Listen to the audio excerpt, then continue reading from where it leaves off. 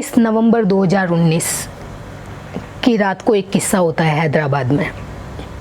सबको पता है डॉक्टर प्रियंका रेड्डी जो अपनी ड्यूटी परफॉर्म करके शायद रात को घर लौट रही थी और उसकी स्कूटी को टारगेट करके उसको पंचर करके प्री प्लानिंग से कुछ दरिंदों ने मिल करके उसके साथ में जो है गैंगरेप किया और उसे जला करके मार डाला। 28 नवंबर को ये न्यूज़पेपर में लगती है और मैंने भी उस न्यूज़ को पढ़ा। उस दिन जब मैंने ये घटना पढ़ी तो मतलब समझ नहीं आया कि कब तक चलता रहेगा, कितने लोगों के साथ और होगा और इसका सॉल्यूशन क्या है। तो मतलब ये बहुत ही एक ऐसी घटना थी जिसने मेरे को अंदर तक मतलब कुछ सोचने पे मजबूर कर दिया था कि क्या करना चाहिए। क्योंकि मैं खुद भी स्कूटी राइड कर रही थी अकेले और स्कूटी को पंचर करके इस तरीके की घटना हुई तो मैंने वो सेम दर्द एक महसूस किया कि अगर मेरे साथ कभी ऐसा हो जाए तो क्या होगा। सो ये बहुत ही पेनफुल था और यहाँ से मेरी जो राइड है वो थोड़ा सा अलग टर्न ले चुकी होती है। सो बेसिकली मेरी एक फ्रेंड का फ़ोन आता है और वो बोलती है कि नीतू अभी राइड पे निकलना सेफ नहीं है, तूने न्यूज़पेपर पढ़ा या नहीं पढ़ा एंड ऑल दैट। सो मतलब मन में ऐसी आग लगी हुई थी कि मैंने सोचा कि अभी टाइम है और रुकना इसका सॉल्यूशन नहीं है। So I will continue with my ride. अब ये था कि अब मुझे जो मैं प्लान कर रही थी कि राइड करनी है, अब मुझे ये आ गया कि अब तो करनी ही है और मैं उसी स्कूटी पे लंबी राइड करके ये प्रूफ करना चाहती थी कि इंडिया अभी भी सेफ है। इट्स ऑल अबाउट कि आप अपनी जो सिचुएशंस आती है उसको कैसे हैंडल करते हो, कैसे टैकल करते हो। मुझे नहीं पता ऑन ग्राउंड क्या होने वाला था, मेरे साथ भी ऐसी कभी भी कोई भी घटना हो सकती थी। जो है अपने साथ में इक्विपमेंट्स जो थे वो मैंने रखना चालू किया।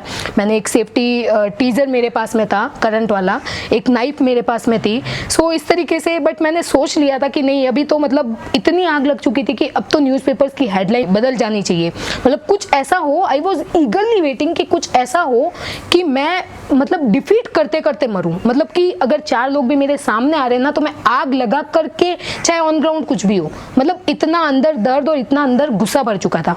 अगले दिन तमाशे शुरू हो चुके थे एज यूजुअल जैसे होता है सोशल मीडिया पे।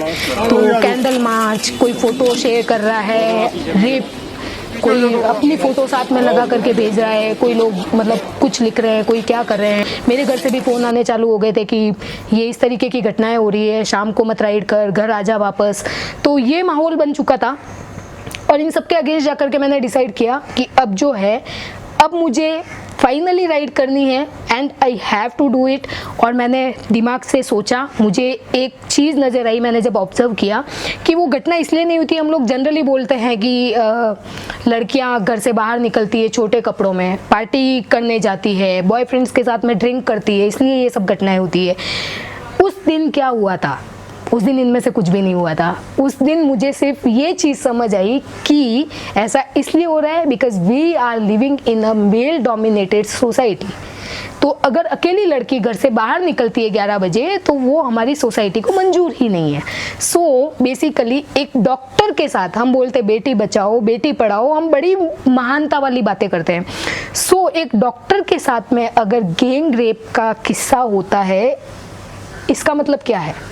तो मुझे एक चीज़ समझ आई कि लड़कियों को इतना बाहर निकलने की ज़रूरत है, इतना बाहर निकलने की ज़रूरत है कि it become common in are Indian society.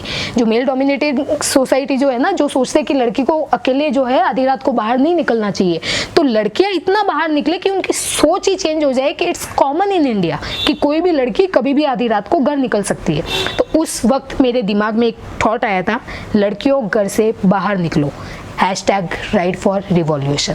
सो मैंने बेसिकली एक प्रपोजल, एक जो है थीम तैयार किया कि मैं जो है ऐसे जर्नी करने वाली हूँ। मैंने एक रूट मैप डिज़ाइन किया कि मेरी आगे की जर्नी कैसे होने वाली है। सो बेसिकली मैंने सोचा था मैं बालोतरा से कश्मीर तक की जर्नी करूँगी। कोई ऐसी प्लानिंग हो जाती है बीच में कि मुझे जयपुर जाकर के CM सर से मिलना होता है। सो जोधपुर से उसी स्कूटी पर मैं जो है जयपुर पहुँचती हूँ और जयपुर में मुझे अगेन 3-4 दिन के लिए रुकना होता है। दो मैं CM सर से नहीं मिल पाई किसी वजह से। यहाँ यहाँ पे एक चीज़ और हुई मेरे साथ में कि जब जोधपुर में खुलेआम ऐलान हो चुका था कि बालोत्रा की बेटी जो है कन्याकुमारी तक का सफर तय करेगी एक्टिवा पे, और मेरी एक स्टोरी जो है वो न्यूज़ में पब्लिश हुई थी 2 दिसंबर के न्यूज़पेपर में, दैनिक भास्कर में मेरा जो है प्रेस कवरेज हुआ था। स्कूटी को नाम दिया चेतक, और मैं जो है एक योद्धा बन के और लड़कियों की आज़ादी की लड़ाई लेकर के निकली हूँ। सो बेसिकली ये एक मेरा कॉन्सेप्ट था, और इसको जो है दैनिक भास्कर वालों ने अच्छे लेवल पे पब्लिश किया था। और जब मैं जयपुर के लिए राइड कर रही थी 3 दिसंबर की रात को, तो करीब जो है शाम के टाइम पे मेरे को एक कॉल आता है। वो कॉल था स्वरूप भाई का, और थैंक यू सो मच स्वरूप भाई, क्योंकि आपने मेरे को आगे एक ऑल इंडिया ग्रुप के राइडर्स के साथ में एसोसिएट करवाया।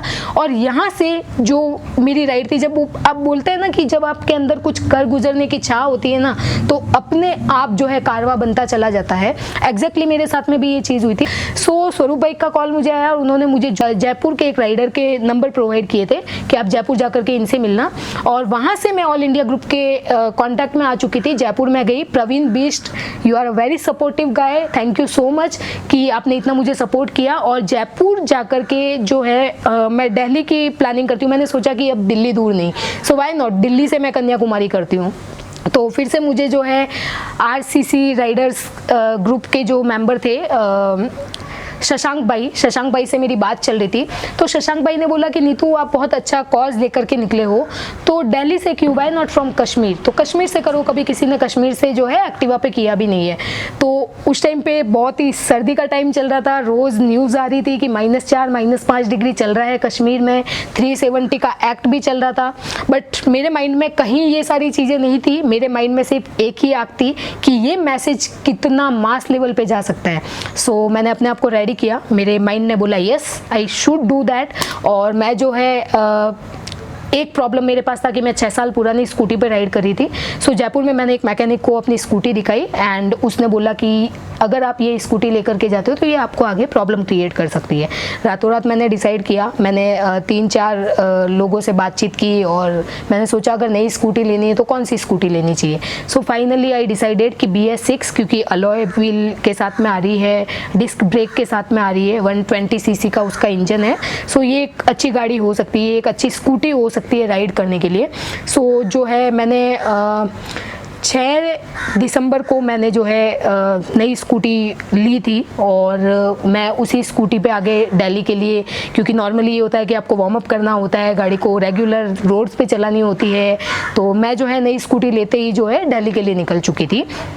अब आगे ये था कि दिल्ली से कश्मीर तक का रास्ता कैसे किया जाए, और कोई कांटेक्ट नहीं था, कोई नेटवर्क नहीं था, और मैं दिल्ली पहुंच चुकी थी। दिल्ली पहुंचने के बाद में क्या होता है, इसके लिए स्टे ट्यून्ड।